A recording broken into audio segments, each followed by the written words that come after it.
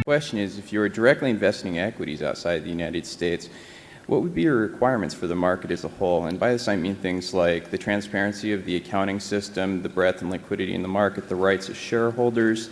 The answer is most of those points you mentioned would be of interest to us.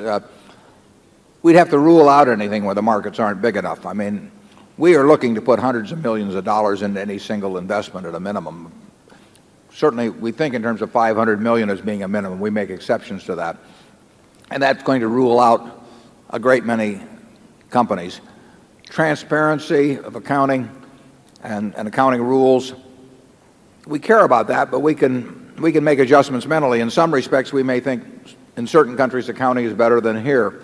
And so as long as we understand the accounting system, we will be looking toward the same kind of a discount model in our mind of how much cash is this business going to generate over years and how much is going to have to be put into it. And it's the same sort of calculation that goes into our thinking here. And here we don't follow strictly GAAP accounting in our thinking. So the accounting differences would not bother us as long as we understood those accounting differences. The nuances of taxes, the corporate governance that you mentioned could make a difference. If we thought corporate governance was far inferior to here, we'd have to make an adjustment for that fact.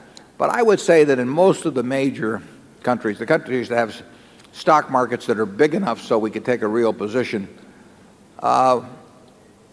it's a possibility that we would invest in any of them. We wouldn't rule out, Japan, Germany, France, England, the major markets. Now, it's important to recognize that in all the world's stock markets, something like 53% of the value is in the U.S. market. I mean, here we have 4.5% of the world's population, but 53% of the value of all public is represented with companies in the U.S. market. So we are a big part of the pie, but we're very willing to look at almost all of the rest of the pie as long as we're talking about markets that are big enough to let us put real money into them. Charlie?